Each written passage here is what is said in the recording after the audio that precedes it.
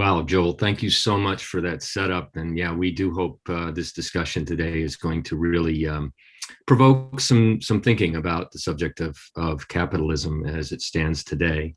And I really want to thank the Green Biz team for putting this wonderful event together. I think it's timely that it shares its own platform, and I certainly think the discussions we're having these days on sustainable finance are going to be relevant for years to come. And yes, the networking function is really fun, so I suggest you use it when there's a break.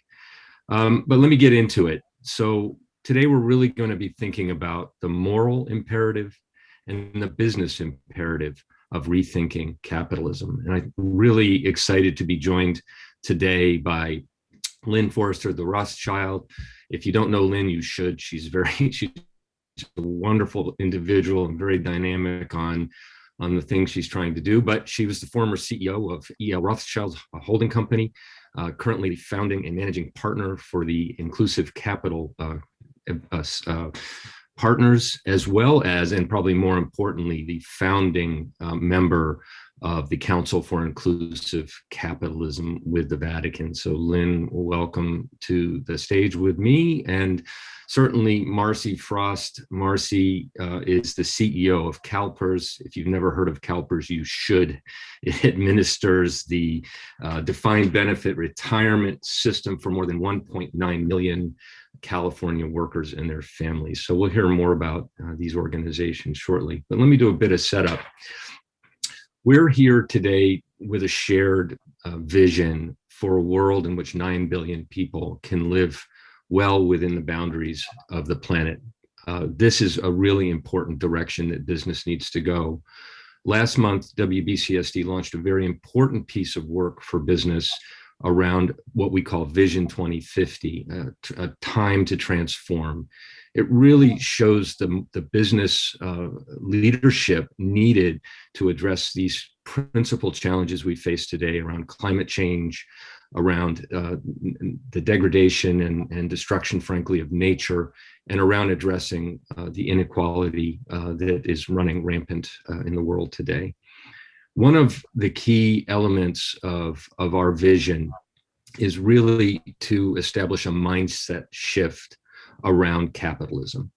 You know, yesterday we heard comments during the plenary on capitalism as it's working or not working today. And we have to rethink what capitalism is really all about. And today's capitalism really privileges returns on financial capital, but ignores or in fact depletes the natural and social capital elements that are vital to value creation. So we need to think about capitalism as one that addresses true value, one that considers all stakeholders, one that internalizes those social and natural impacts, one that is longer term, one that is regenerative, and certainly one that is accountable. And so we're going to get into this discussion today, and that's really, really great to be joined by the Council for Inclusive Capitalism and to get a perspective from one of the largest funds that are out there. So first, Lynn, let's start with you. Lynn, why don't you tell us about the Council for Inclusive Capitalism and how you found this interesting relationship with the Vatican? So Lynn, over to you. Thank you, Bill, and thank you to Green Biz, and thank you to Marcie Frost. It's always an honor to appear any place with Marcie. The truth is that many of us 10 years ago, as Graham referred to before, began worrying about the negative externalities, let's say, of capitalism, and that capitalism was really becoming part of the problem for people and planet more than the solution.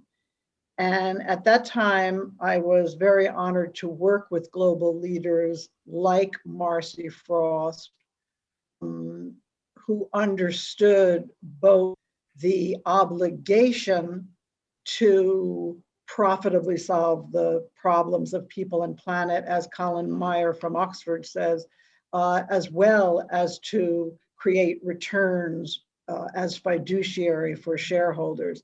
And we began exploring how that, as you say, Bill, reimagination should happen. And as I was working on it with many global leaders, an expression in politics came to me, which is that we campaign in poetry, but we govern in prose. And it felt to me like there were great corporate leaders. Remember Paul Polman, who was very involved with the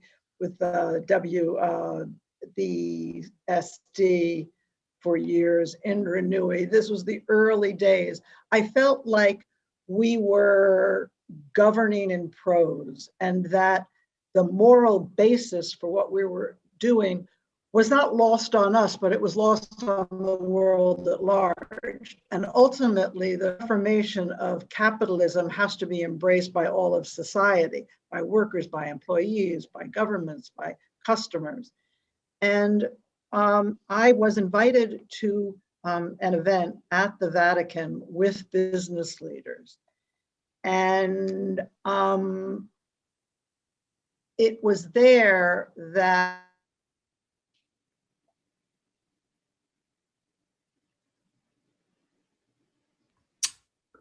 we seem to have lost a bit of Lynn's connection. I lost connection? Yeah, just very briefly. So take us back just very quickly to the Vatican team and let us know. Okay. Did you see Mark Carney's book? Is that showing?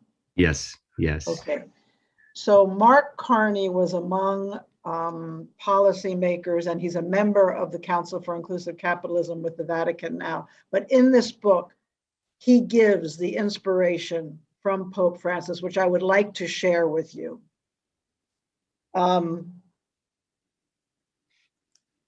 Pope Francis observed, quote, "Our meal will be accompanied by wine. Now, wine is many things. It is a bouquet, color, and richness of taste that all complement the food. It has alcohol that can enliven the mind. Wine enriches all our senses. At the end of our feast, we will have grappa. Grappa is one thing, alcohol. Grappa is wine distilled." He continued, "Humanity is many things, passionate, curious, rational, altruistic, creative, self-interested. But the market is one thing, self-interested. The market is humanity distilled." And then he challenged us. Your job is to turn the grappa back into wine, to turn the market back into humanity. This isn't theology. This is reality. This is the truth. And Bill, that's the kind of inspiration that Pope Francis offers. It's not sectarian. And based on that meeting, I felt that the Vatican was looking for concrete ways to actually change the market. So I wrote Pope Francis a letter telling him that I work with people like Marcie Frost and investment and corporate leaders around the world who I know in my heart are sincerely interested in reforming the system, but that we needed the moral authority. And so I asked him to be our moral authority, and that was the genesis of the council. We're now a little over a year into it. Marcie, that's wonderful and great setup. And I think that allows me now to really pivot to a question to Marcie. You know, Marcie, CalPERS is the largest pension fund in the United States with around 400 billion in assets under management, and you know, is considered probably one of America's most influential, if not powerful, shareholder bodies. So what and why is inclusive capitalism important to you, to CalPERS, and how will this sort of tangibly influence your investment strategies and decisions going forward? Marcie, over to you. All right. Thank you, Bill, and good seeing you as well, Lynn. You mentioned this in the introductory remarks, but CalPERS is really a universal owner with very long-term liabilities, and these liabilities represent people. We often get very technical about what we do, but a pension system is about providing security to people throughout their lifetimes. So we also have an expectation that this fund will grow 7% per year. That's our growth assumption. And so we take on a significant amount of risk with those return expectations, and really much more so than any of our international partners. This is really unique within the United States structure. So we think that there are significant risks to the system, to our long-term sustainability as it relates to environmental or social or governance types of factors. And so this, our being a part of this council, I think is extremely important. It's aligned to mitigating these risks, the utility that we believe that we have here at CalPERS. And this utility is about getting commitments. It's about getting metrics. It's about getting measurements, because what actually gets measured will be managed over time. And these are companies, my fellow council members, are companies where CalPERS does place capital. We do invest in those companies. And to see that they have the same longer term view, I think they get, there's a lot of accusations that companies are for the short-term profits. They're not thinking about long-term risk. They're not thinking about long-term strategies. And when you're an asset owner like CalPERS, and we're up around $450 billion as the markets have been really generous here more recently over the last year, we know that these companies have to think longer term. They have to think about the risks related to their talent, how they manage human capital, how they take care of their people. They need to think about climate. They need to provide financial disclosures to asset owners. And I think public companies need to get much more comfortable with being more transparent. And what I'd like to see is more of this transparency benchmark that comes out of this work as well. Thank you, Marcie. That's a really important words you use. I think this is just a shared, certainly a shared commitment that we have as an organization with our members. But Lynn, let's talk a little bit more about your council members. I know you refer to your council members as guardians, an interesting kind of context. And Marcie, congratulations, you're a guardian now under this structure. But Lynn, what are you asking of your council members, your guardians, to commit to, and frankly, how will we make sure both our organizations, in fact, are challenged with not just representing what they say they are going to do, but actually holding them accountable to what they actually do?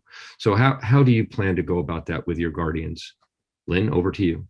So Bill, that's such an important question. And in our terms of reference with the Vatican, our commitment was to make concrete commitments, each of us, to do what we can to make the world and our economic system more inclusive and more sustainable.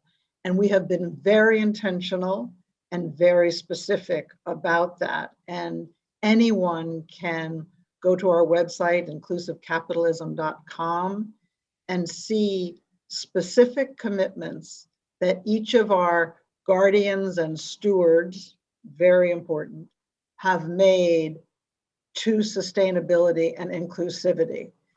We decided, as Brian Moynihan, another one of our guardians, said, that we know what society expects from us because society has spoken through the Sustainable Development Goals. So we took all 17 goals and we asked each of our guardians and each of our stewards to make commitments to any one of those goals or to any handful of those goals that was a comfortable place for those companies to be. And if you go on our website, you'll see over 250 time-specific, metric-specific goals that we have made. And for example, they are goals to diversity, they are goals to science-based targets, they are goals to net zero.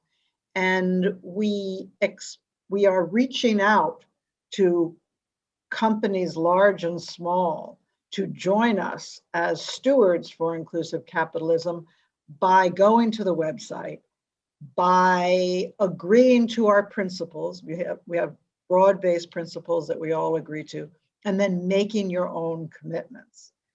And the notion here is almost like the 1,000 points of light, that we all have to do everything that we can to remove the risks to the system that are caused by bad behavior with respect to people and planet, and really improve the system so that the most valuable companies become the companies that are most genuinely and importantly, profitably solving the problems of people and planet.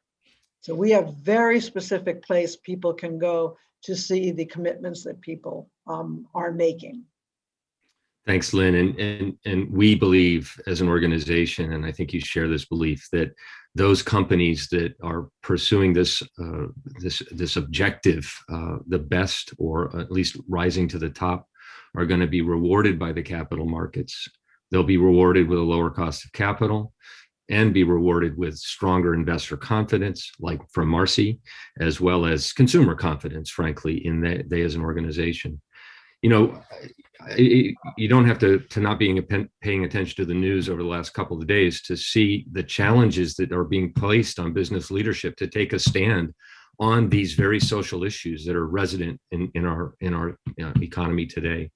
So, Marcie, maybe for you, what are maybe 2 or 3 things you think companies can do today to really start to move towards that better place we're trying to define with stakeholder capitalism? And I'm conscious of time, so over to you. Okay, thank you, Bill.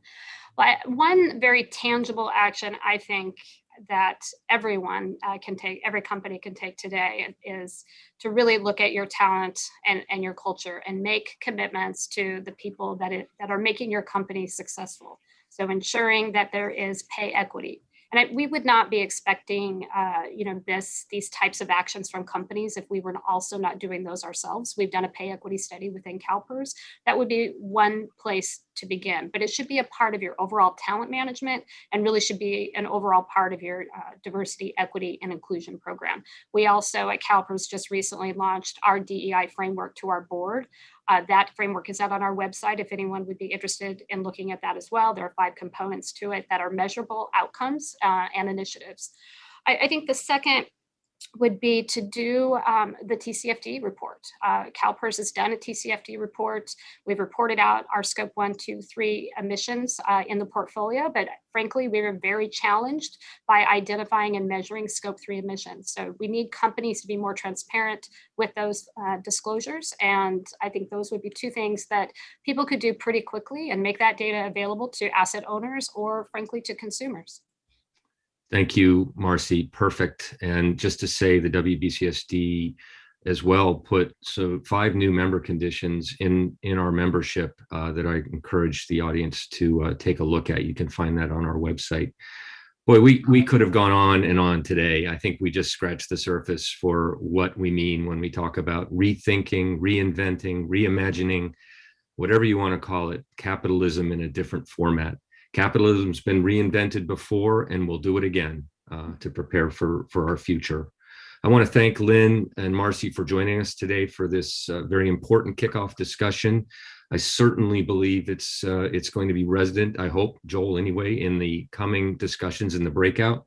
And just to announce, both WBCSD and the Council for Inclusive Capitalism are looking at a partnership structure so we can join forces and bring our 2 efforts together. And we look forward to being an ally with the Council. Let's conclude by asking those that are paying attention to this plenary today for you to think about what stakeholder capitalism means to you, what reimagined capitalism means to you, and how you can take this conversation into the discussions today that are going to take place at Greenfin. And last but not least, I really want to point you to a very important video that's showcasing Cardinal Turkson and Peter Bacher, our CEO, and Cardinal Turkson from the Vatican, to frame this whole moral and business imperative. You can find that in the expo, at the Council for Inclusive Capitalism booth, with links to some of our assets that are important in this discussion. So that's it for this plenary. Joel, over to you.